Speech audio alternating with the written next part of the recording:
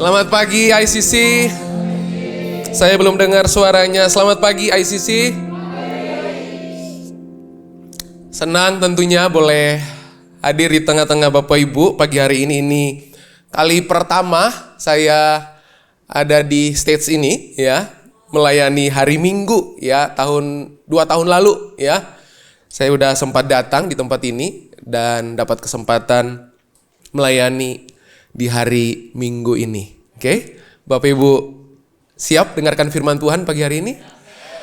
Sebelum kita mulai, mari kita tundukkan kepala sebentar, kita berdoa. Kasih. Kebenaran-Mu akan selalu membawa kami kepada seluruh pembebasan yang sejati. Mana ada kebenaran yang sifatnya mengikat. Kebenaran selalu bermuara, membebaskan, melepaskan kehidupan kami. Dan kebenaran yang mengikat satu-satunya adalah kebenaran yang terikat kepada firman-Mu. Itu sebabnya pagi hari ini, dimanapun kami duduk, kebenaran-Mu tersampaikan. Dimanapun kami duduk, kami percaya kebenaran-Mu dapat tempat di hati kami. Menit-menit ke depan, Roh Kudus yang mengajar kami. Menit-menit ke depan, Roh Kudus yang membajak tanah hati kami. Dan kami pastikan pagi hari ini Tuhan, kebenaran-Mu dapat tempat di hati kami yang terdalam. Makasih, kami menyerahkan kebenaran ini, menyerahkan menit-menit ke depan dalam kendali Roh Kudus sepenuhnya. Makasih, diserahkan semuanya. Yesus Kristus, Anak Domba Allah, mendapat kehormatan dan kemuliaan mutlak pagi hari ini. Dalam dan demi nama Yesus kami berdoa, kami mengucap syukur. Bersama berkata, amin, amin. Silakan Bapak Ibu bisa lihat Alkitab Bapak Ibu. Pagi hari ini saya akan masuk pada sebuah tema, topik ya, yang diberi untuk saya bahas sepanjang 2 kali ibadah ini ya. Saya bersyukur buat kesempatan tentunya dari Pastor Chandra, ada Pastor Yopi ya, ada Kotim dan semua all leaders memberi kesempatan mulai melayani ya Bapak Ibu.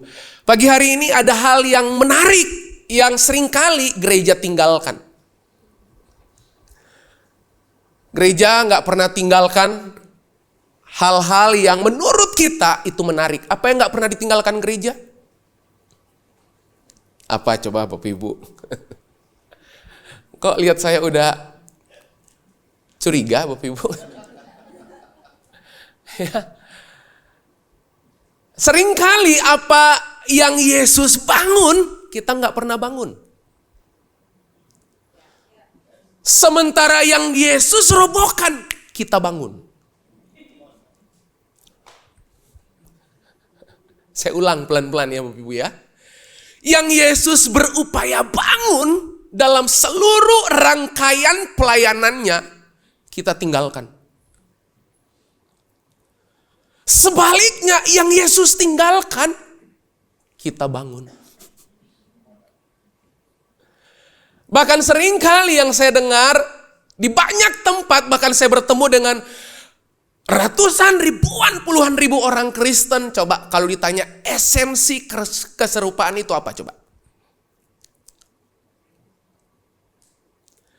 Kalau saudara kemudian ditanya apa esensi dari keserupaan, saya yakin pasti saudara nyanyi, "Ku mau jadi sepertimu Yesus." Kan ada lagunya kan Bapak Ibu ya? Setuju enggak? Pasti hafal di luar kepala. Seringkali kalau kita ditanya apa esensi keserupaan, kita pasti mengacu kepada kita mesti serupa dengan Kristus dalam hal kasih dan kuasanya. Setuju enggak? Setuju Bapak Ibu? Kita pasti pakai ayat. Biar orang melihat perbuatanmu yang baik dan memuliakan Bapa di sorga. Tapi nggak berhenti sampai situ Bapak Ibu. Sebab esensi keserupaan yang kunci dan esensial adalah discipleship. Nah fatalnya hari ini, maafkan saya Bapak Ibu, maafkan. Saya telah memilih kata yang paling tepat tapi saya nggak ketemu. Kita seringkali menyerahkan pemuritan itu di gereja.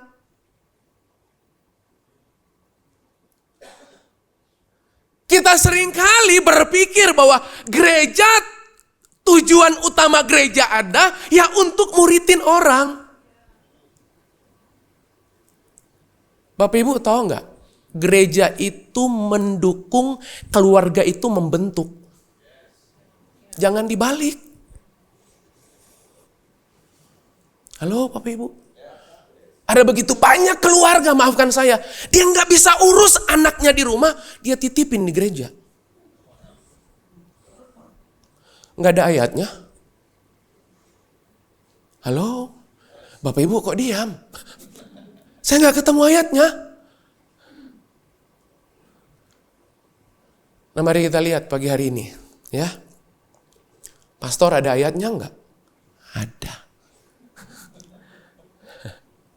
Sebelum ke situ, pagi hari ini saya ingin sharing tentang home, the front line of discipleship. Oke? Rumah itu garda terdepan.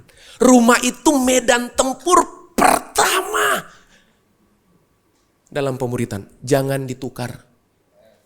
Apalagi tukar tambah. Ya. Mari kita lihat sama-sama Yohanes pasal 15 ayat yang ke-16. Berapa banyak Bapak Ibu hafal dengan ayat ini? Percaya ya? Ayat 16 dari Yohanes pasal 15 menulis, bukan kamu yang memilih aku. Tuh, Anda tahu nggak? Di mata Tuhan CV-mu nggak menarik. Untuk Tuhan tebus dan rekrut Anda, dia nggak butuh CV-mu. Kalau ngelamar butuh. Ayat ini menulis, bukan kamu yang pilih aku, tapi aku yang pilih kamu. Coba, atas dasar apa Tuhan pilih Anda? Gak ada harapan kalau melihat wajah. Bukan kamu yang milih aku, tetapi akulah yang memilih kamu. Dan aku telah. Ngeri banget. Kata yang dipakai bukan akan. Apa? Coba. Waktu ayat ini ditulis, Anda udah punya pengalaman belum? Perusahaan milih Anda karena kompetensimu. Perusahaan milih Anda karena pengalamanmu. Tuhan pilih Anda karena Anda anak. Nggak ada alasan lain. Makanya di sini dipakai kata, aku telah menetapkan kamu. Nah, perhatikan ada 2 kali kata supaya di situ. Anda gereja suka supaya yang mana?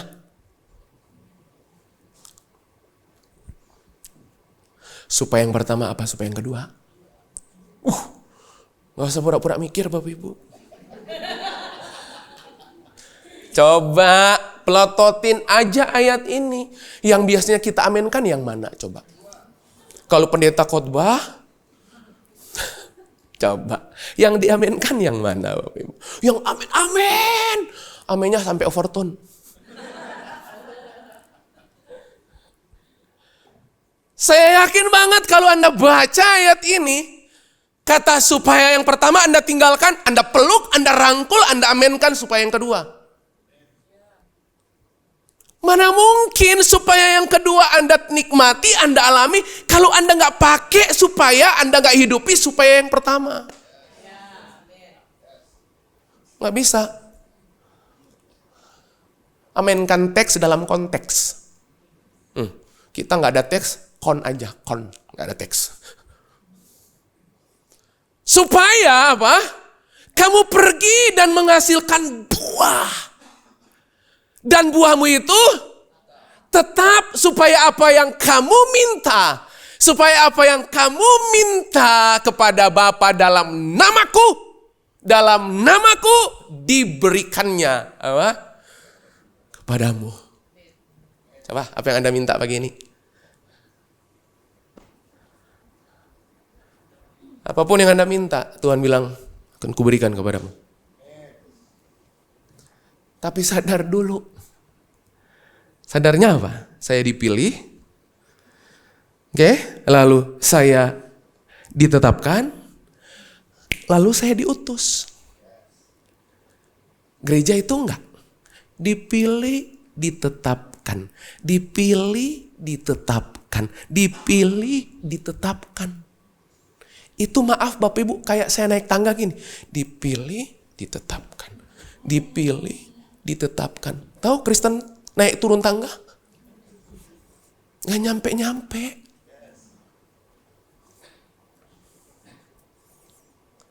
Oke Bapak Ibu. Tuh, next slide. Apa realita Kristen hari ini? Tuh, realita Kristen hari ini, kita melihat pemuritan sebagai beban dan pilihan kan? Pastor, yang namanya pemuritan itu cuman para pastor. Oke? Pemuritan itu mah cuman bagian dari full timer gereja. Enggak. Sementara Yesus, coba Anda memotret, memandangnya itu gini, ini beban. Muridin keluarga itu beban, makanya titip aja di gereja. Maafkan saya Bapak Ibu. Beban dan seakan-akan saya bisa milih. Sementara Yesus melihatnya justru sebagai agenda utama dan tujuan paling penting.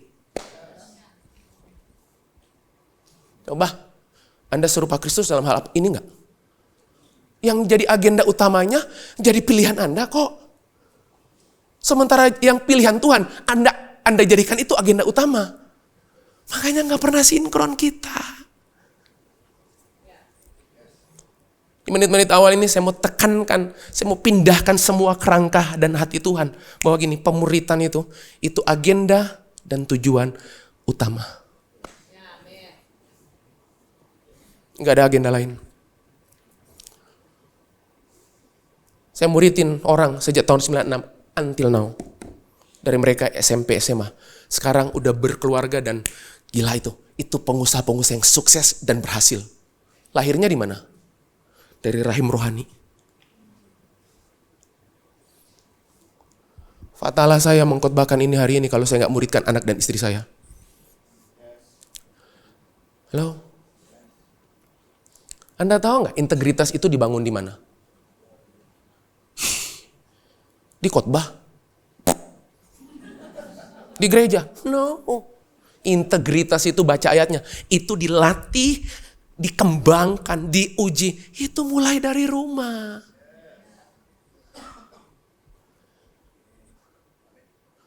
Makanya perhatikan baik-baik. Akan sangat sulit pemuritan terjadi di rumah.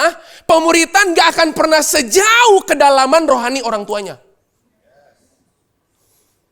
Udah pasti, rohani orang tuanya dangkal, pemuritan dangkal. Itu pasti. Apalagi Bapak Ibu, coba lihat, saya lanjutkan. Mengapa rumah adalah garis depan pemuritan? Ini ada research loh Bapak Ibu. Lihat, seseorang rata-rata menghabiskan waktu. Coba, 3.000 lebih jam per tahun. Itu bukan di ibadah raya. Di mana? Di rumah. Tadi berangkat dari mana? Pulang kemana? Nggak pernah ada. Berangkat dari rumah, pulang dari rumah, atau berangkat dari rumah, pulang ke gereja. Nggak ada. Ada yang tinggal di gereja 24 jam? Ada yang lahir di gereja? Semua lahirnya di rumah. Apalagi Bapak Ibu? Sementara 40-50 jam per tahun, ini standar. Itu di mana coba? Baru di gereja. Tapi 3.000 jam lebih itu aktivitas terbanyak, tontonan terbanyak yang si anak lihat itu rumah. Bapak Ibu tahu nggak? Anak itu akan belajar dari atmosfer hati orang tuanya. Percayalah. bukan perkataan orang tuanya. Karena gini, anak cenderung akan sering kali gagal taat, tapi gak pernah gagal niru. Coba. Ulang ya. Langsung, bener pastor, bener. Ulang. Anak seringkali akan gagal taat, tapi dia gak pernah gagal niru. Makanya membuat anak itu taat, kasih tiruannya. Dia nonton. Amin. Gak usah khawatir, abis ini saya kasih tips praktisnya. Oke? Gak usah khawatir. Kasih fondasinya ya. Karena kalau fondasinya udah kuat, udah kita bisa fokus di situ. Mari kita lihat lagi. Mengapa rumah adalah garis depan pemuritan? Menarik ayat ini. Itu waktu saya baca, saya kaget loh. Tuhan habis ngajar tentang mengasihi Tuhan. Ayat kelima dia mengajar mengasihi Tuhan. Ayat keenam langsung tentang keluarga. Gawat. Baca. Lihat ayat kelima, coba. Itu Tuhan mengajar ayat kelima. Kasihilah Tuhan Allahmu dengan segenap hatimu, dan dengan segenap jiwamu, dan dengan segenap kekuatanmu. Pindah ayat ke-6, langsung disasar keluarga. Gawat. Kenapa? Karena memang iman harus diwariskan. Iman memang perlu diwariskan. Halo? Iman gak bisa dikhotbahkan. Coba, saya bisa khotbah tentang iman? Bisa. Mau berapa sesi? Bisa. Gila itu. Itu kalau saya gak menunjukkan dalam keseharian. Sampai anak saya itu beberapa kali, Dad, kayak gini gimana Dad? Kesia, kapan keputusannya? 3 hari lagi. Sembayang. Sampai anak saya itu ngomong sama papa itu doa tok. Loh, bahagia saya. Karena menangkap pesan. Gila, sama papa itu pokoknya dikit-dikit doa. Ya memang mesti gitu. Kan gak mungkin dikit-dikit dosa. Kan gak mungkin. Mesti dikit-dikit doa. Karena doa itu menajamkan fokus. Doa itu kesadaran penuh bahwa saya gak mampu, Tuhan mampu. Gitu. Waktu Anda berdoa itu, Anda lagi ngomong apa sama Tuhan, tahu gak? Tuhan, aku gak mampu. Hanya Tuhan yang mampu. Begitu Anda Tuhan mendapatkan kiriman sinyal kayak gitu. Anda direstui. Halo? Karena seringkali Tuhan itu bagian belakang.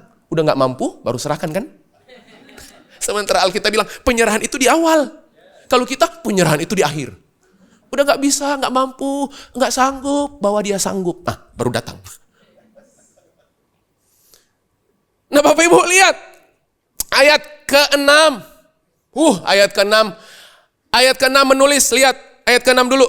Kembali kepada bagian atasnya. Apa yang kuperintahkan kepadamu, kuperintahkan. Gawat. Berarti ayat ke-6 yang kita baca ini, itu kuperintahkan. Bahasa yang lain bilang ini, kutihtahkan. Coba. Ini mengandung konsekuensi logis. Begitu Anda nggak melakukannya. Dan Anda tahu nggak? Kalimat ini berikutnya bilang apa? Apa yang kuperintahkan kepadamu pada hari ini haruslah engkau perhatikan. Gawat. Haruslah engkau mengajarkannya berulang-ulang. Bukan kepada imam. Nggak ditulis kepada imam, kepada nabi, kepada pendeta. Nggak ditulis. Coba. Subjek pertama yang dipakai di ayat itu. Mengajarkan kepada siapa? Berarti ayat ini orang tua ke anak nggak?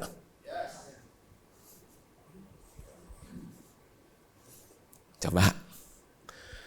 Patah semua alasanmu. Di menit-menit ini. Gila. Habis mengasihi Tuhan. Keluarga. The front line of discipleship. Tuh, lihat. Mengajarkannya. Tahu, ngajar itu apa? Tahu ulang-ulang? Ulang-ulang itu ya ulang-ulang. Itu kayak worship leader nyanyi. Ulang-ulang itu gini. Ku sembah kau Itu terus. Sampai bosan Bapak Ibu. Kenapa mesti ulang-ulang? Sampai jadi daily rutin. Diulang-ulang. Oke, coba Anda olahraga. Lu olahraga itu disiplin kan? Loh iya, itu ulang-ulang, sampai jadi habit. Tuh, mengajarkan berulang-ulang kepada anak-anakmu dan membicarakannya apabila, bayangkan semua 4 musim hidup, itu Tuhan bilang ini, ajarin. Coba, musimnya duduk di rumah, ngomong. Musimnya dalam perjalanan, bicarakan. Musimnya berbaring, bobok, bangun, ngomong, bicarakan, ulang-ulang. Karena di sini cuma 2 jam. Enggak sampai 1,5 jam. Khotbah juga 45 menit. Halo Bapak Ibu. Tuh, lihat.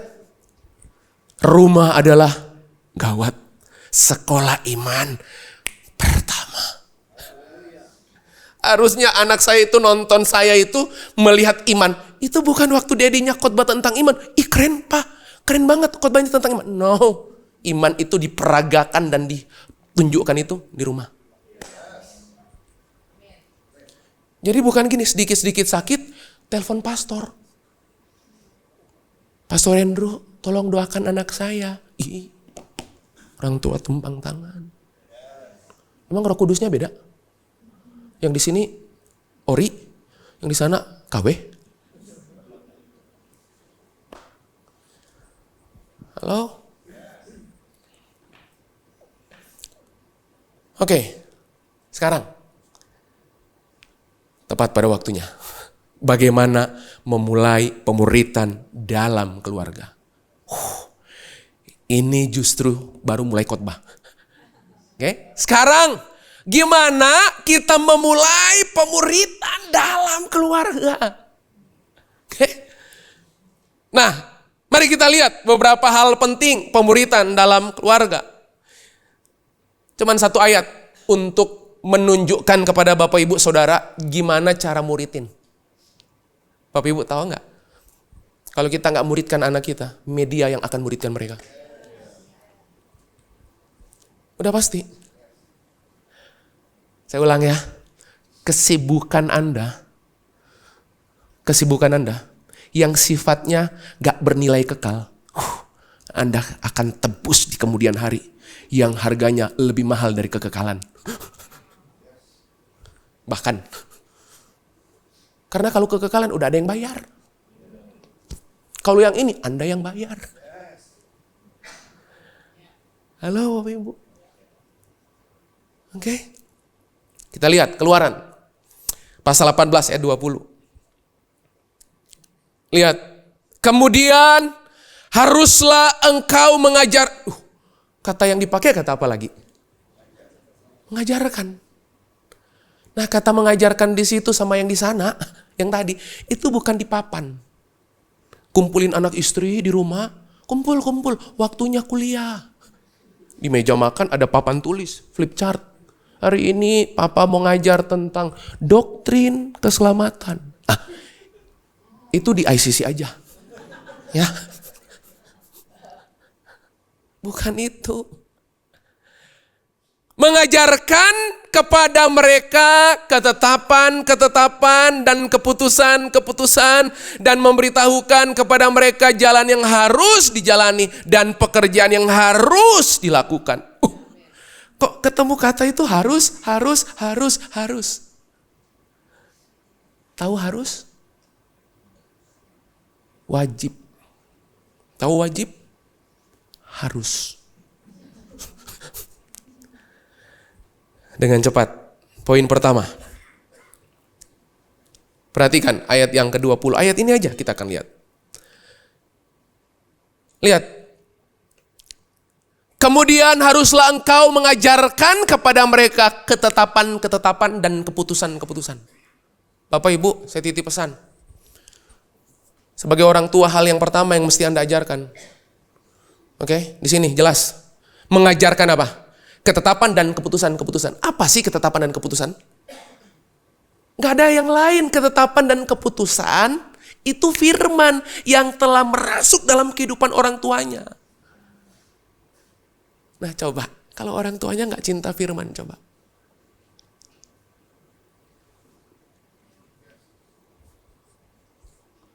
Coba. Bapak Ibu bayangkan gak? Kita menggeser anak kita datang ke ibadah. Maafkan saya Bapak Ibu, maafkan. Saya mengasihi Bapak Ibu. Makanya saya harus ngomong. Ya? Kita menggeser anak kita ke gereja dan kakak-kakaknya ngajari mereka untuk cinta firman. Begitu pulang di rumah, orang tuanya cinta uang. Nggak ada di sini pasti. Kebayang Bapak Ibu. Ketetapan-ketetapan di sini apa? Pak Bu, Anda hanya akan bisa putuskan sesuatu kalau Anda bisa tetapkan di awal. Makanya gini, kalau ketetapan nggak ada, keputusan berantakan. Makanya kenapa di ayat ini Tuhan letakkan dulu ketetapan baru keputusan. Karena untuk memutuskan sesuatu, jalan pandunya itu mesti Anda mengerti ketetapan Tuhan apa. Jadi bukan tren apa, bukan. Algoritmanya apa? Bukan. Bukan Bapak Ibu. Ketetapan dulu. Apa yang Tuhan gariskan? Apa sih yang Tuhan ajarkan tentang iman? Apa yang Tuhan ajarkan tentang ketaatan? Apa yang Tuhan ajarkan tentang mengasihi orang lain? Apa yang Tuhan ajar? Semuanya ada di situ, Bapak Ibu. Itu yang dipindahkan. Anda tahu nggak? Rumus perubahan. Gampang. Makin sangat dekat, makin sangat punya kuasa mengubah. Itu Yesus bikin. Makanya lihat, orang tua yang jauh dari anak nggak punya kuasa mengubah. Ulang ya. Itu cara modus operandinya Yesus itu. Ngeri banget. Itu nggak ada SOP-nya. Nggak ada SOP-nya langsung dari bapaknya. Itu ya, makin sangat, kalau saya makin sangat dekat dengan Pastor Yopi, makin sangat dekat, makin sangat punya kuasa mengubah. Coba makin jauh. Coba ngomong. Ya ngomong aja jauh kok. Tapi kalau makin dekat, coba. Makanya lihat, kenapa mereka lebih senang mendengar dan mempercayai media. Karena mereka dekat dengan media. Kedekatan selalu punya kuasa mengubah. Pemuritan sama. Coba. Pemuritan itu gampang memindahkan sesuatu kalau dekat dan sangat dekat. Makin dekat, makin mengubah. Makin sangat dekat, makin sangat mengubah. Itu. Conteklah keberhasilan Yesus. Anda akan seberhasil Yesus kalau Anda menconteknya. Semuanya ada di mana? Firman. Mari para orang tua, Bapak Ibu, coba belajar mencintai firman. Amin. Anda tahu nggak? Anda itu kalau penuh firman, pasti penuh Kristus. Itu. Udah pasti itu. Coba, Anda itu merangkul firman, merangkul Kristus. Anda mencium firman, mencium Kristus. Anda memeluk firman, memeluk Kristus. Coba, hadirat Tuhan terwakili oleh apa? Firman-Nya. Coba, sejauh apa firman? Sejauh di mulut, di hati. Loh, ada ayatnya kok. Halo? Sejauh apa? Sejauh apa firman? Bukan gini. Kunci C. Mulut, hati. Banyak orang di mulut gak di hati. Banyak orang di hati gak di mulut. Apalagi gak di mulut gak di hati. Halo? Coba. Sesuatu yang di mulut saya, itu lahir di mana dulu? Ada ayatnya kan Bapak Ibu? Apa yang keluar dari mulut, disimpannya di? Berarti kayak gimana hati saya, begitu?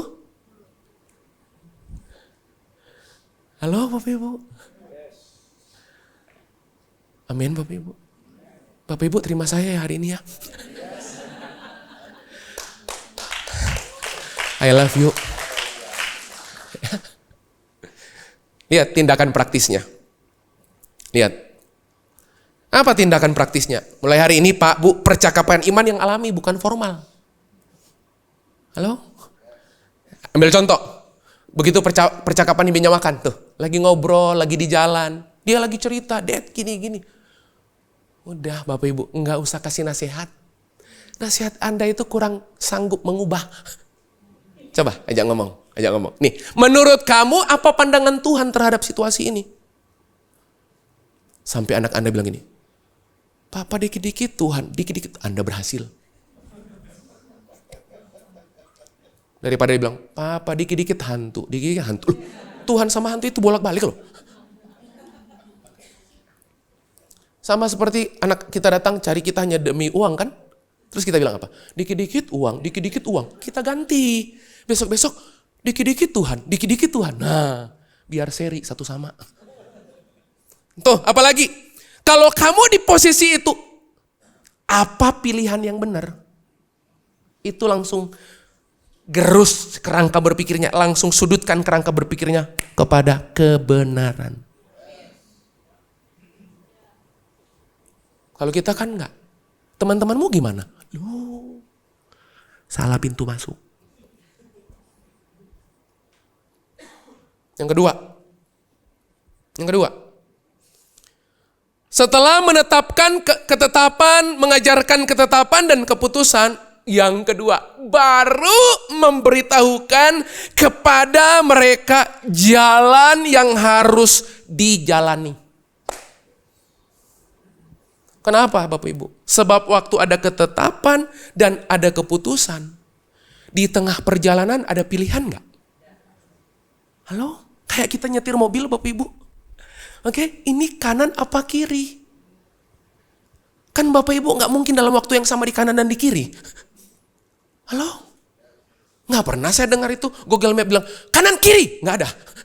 Di depan gitu Bapak Ibu, kanan kiri. Nggak ada Bapak Ibu. Selalu pilihan. Dan semua bentuk pilihan menghadirkan dengan cepat semua konsekuensi. Tahu, mendatangkan konsekuensi yang tepat. Pilihlah yang tepat.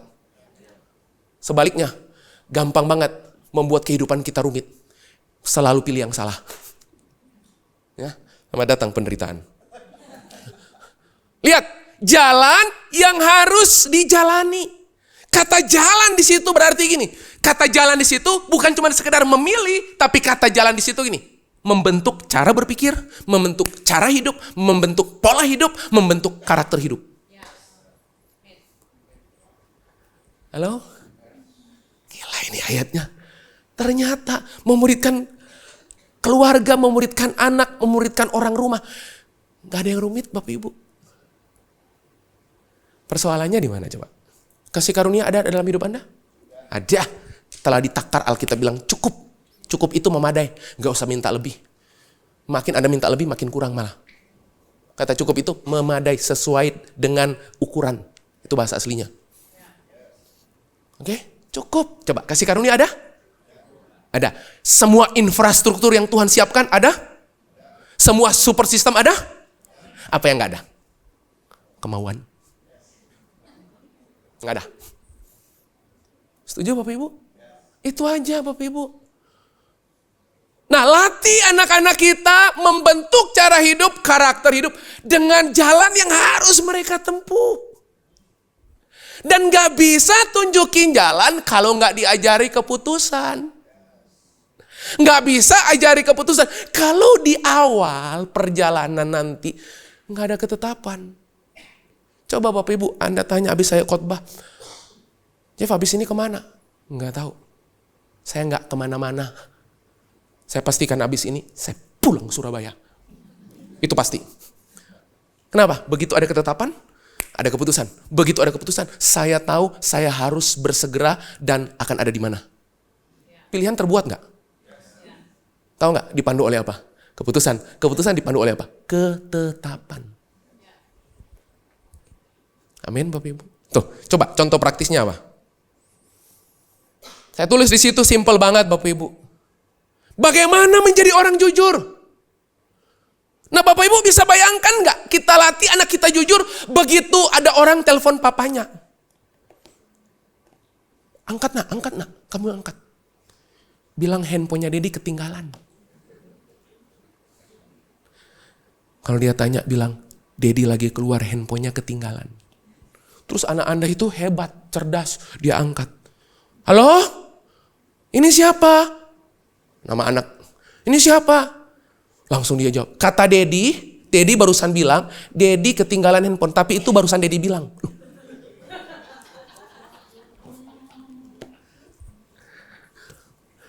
Bapak Ibu tahu nggak? Rumah itu wasit integritas. Anda pelajari kehidupan Abraham melatih orang-orang hebatnya. Itu dilatihnya di rumah.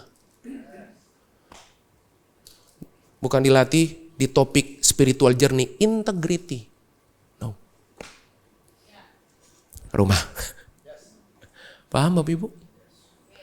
Itu satu waktu loh Bapak Ibu. Saya pulang rumah Bapak Ibu. Udah sore banget. Pelayanan jam 7 malam di Surabaya. Saya sampai rumah 6:30 dan harus saya pulang Bapak Ibu. Wah, saya udah kabari orang tempat pelayanan yang saya akan layani. Pak, Bu, maaf saya akan terlambat. Mungkin sampai sana 7:20. Enggak apa-apa Pak. Tapi mohon maaf Pak, begitu Bapak nyampe bisa aja langsung naik mimbar. Enggak apa-apa. Saya pulang Bapak Ibu. Saya langsung masuk kamar mandi sambil titip pesan kepada istri saya. Tolong handuk. Wah, kan gitu. Masuk Bapak Ibu, mandi. Istri saya gantungin handuk, mandi. Begitu saya keluar dari kamar mandi Bapak Ibu. Saya keluar, istri saya lewat. Saya lempar handuk. Ma, tangkap. Daripada saya ke belakang. Oke, waktu. Anak saya itu lagi mainan, tapi sambil lihat. Pesannya apa? Ma, tangkap. Berangkatlah pelayanan. Besok pagi, anak saya bangun telat. Oke, kalau saya pulang rumah telat, mau pelayanan. Hari itu, pagi itu anak saya yang telat bangun. Anda tahu nggak? Perintah pertama yang terucap, Ma, handuk. Itu masih nggak apa-apa. Istri saya ngambil. Dia mandi. Begitu dia keluar, pas giliran saya yang lewat. Benar Bu. Dia bilang, "Pa, tangkap." Saya tangkap beneran. Kesia, kan Dedi kemarin juga sama.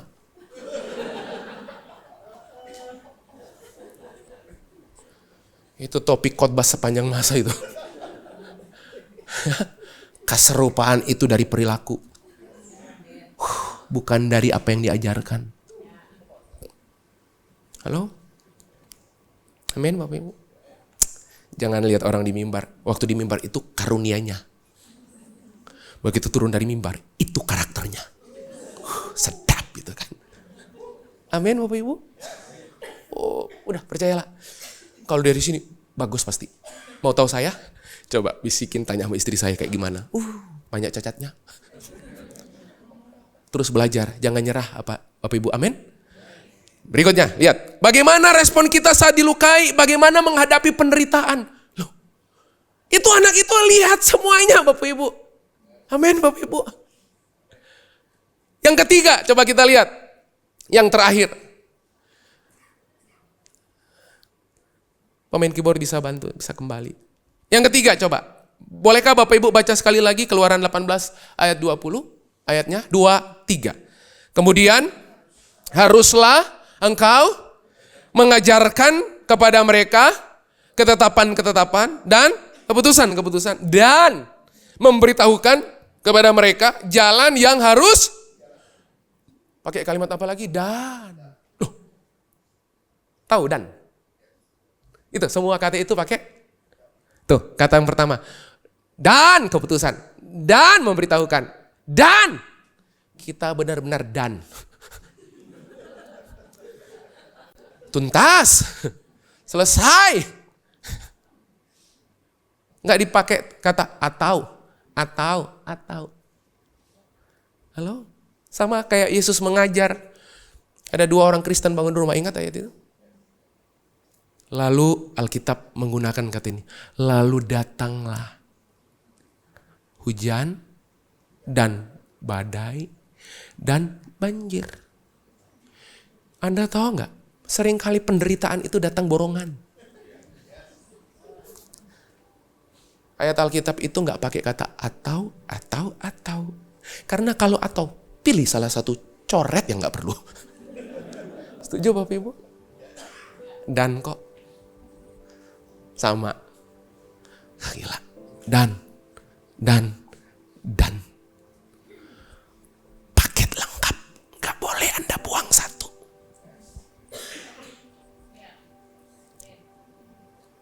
Anda kalau terima keselamatan pingin lengkap nggak?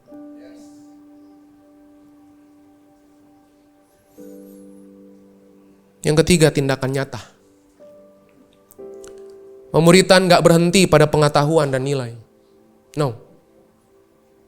Pemuritan harus sampai pada tindakan nyata. Anda show off keteladanannya. Halo? Gimana anak rajin memberi dan suka memberi? Kalau gak dia lihat papanya dalam persoalan memberi. Gila, udah kayak gereja mula-mula. Itu seradikal itu. Coba. Halo Bapak Ibu. Coba lihat tindakan praktis. Nilai hidup berbicara lewat keputusan sehari-hari. Halo? Setuju? Loh, Anda tahu nggak nilai hidup Anda itu terpotret dari apa? Keputusan Anda. Udah pasti itu. Halo? Jadi pingin lihat nilai hidup seseorang gampang. Lihat aja keputusannya. Ulang ya, saya kasih tips. Menengok nilai hidup seseorang. Tengoklah keputusan hariannya. Itu telah mewakili nilai kehidupannya. Udah pasti itu. Coba lihat, cara orang tua bekerja gimana? Bagaimana anak tahu arti kerja keras? Kalau orang tuanya malas. Terus orang tua pakai ayat. Tuhan memberkati engkau pada waktu engkau tidur. Salah konteks. Burung pipit aja Tuhan pelihara. Termasuk orang malas gak? Masuk. Gawat Bapak Ibu. Cara memperlakukan pembantu. Tetangga, orang kecil. Yesus berkata apa? Kamu melakukan orang yang paling hina itu. Telah melakukannya untuk aku. Gila itu. Yesus itu ngajar radikal. Apalagi? Cara melayani dan mengasihi. Coba. Apalagi? Cara bertanggung jawab. Kamu yang tanggung, saya yang jawab. Itu kita. Next. Gunakan pola 3 pertanyaan. Oke? Ini saya kasih panduan buat para orang tua. Panduan yang sama saya lakukan di rumah. Berhasil, gagal. Berhasil, gagal. Berhasil, gagal. Lalu sekarang dibalik. Gagal, berhasil. Gagal, berhasil. Apa yang firman Tuhan ajarkan lewat kejadian itu? Bagaimana kita harus hidup, Kesya? Apa yang akan kamu lakukan dengan kejadian itu? Emang dia nggak bisa? Emang cuma dia yang bisa marah, Dad? Aku juga bisa, Dad. Huh? Terus? Nah, itu. Kebayang Bapak Ibu? Kalimat terakhir. Saya tulis di situ. Gereja tidak pernah bertujuan menggantikan pemuritan keluarga. Gawat kita. Gak pernah. Oke? Gak pernah. Jangan di handover. Pelayanan bisa digantikan gak? Khotbah? Peran keayahan papa mama itu gak bisa didelegasikan. Bisa. Itu peran mati sampai kekekalan. Apalagi Anak mungkin lupa khotbah pendeta. Benar. Coba tanya anak saya khotbah dia dengerin. 1 minggu dia ingat, minggu depan dia lupa, dia ingat yang lain. Dia ingat yang baru. Anak mungkin lupa khotbah pendeta, tetapi mereka tidak akan pernah lupa kehidupan orang tuanya. Itu khotbah setiap saat, setiap hari. Gimana dia perlakukan mamanya, bagaimana suami perlakukan istrinya, bagaimana papa perlakukan mamanya, bagaimana mama perlakukan papanya. Itu jadi potret kehidupan dia akan datang. Tuh kalimat penutupnya. Gereja mendukung, keluarga membentuk. Jangan dibalik ya Bapak Ibu. Gereja membentuk. Nanti bentuknya di gereja, nanti di keluarga kami dukung. Nggak ada ayatnya. Halo? Slide terakhir yang paling Anda nantikan. Selamat hari Minggu. God bless you all. Mari bangkit berdiri Bapak Ibu. Bangkit berdiri. Mari buka kedua tanganmu Bapak. Yes. Mari buka kedua tanganmu.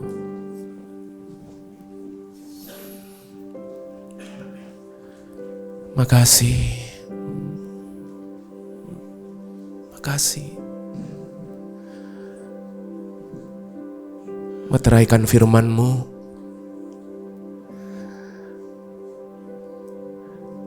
Kebenaran yang kami terima pagi hari ini. Kami terima dengan hati yang benar.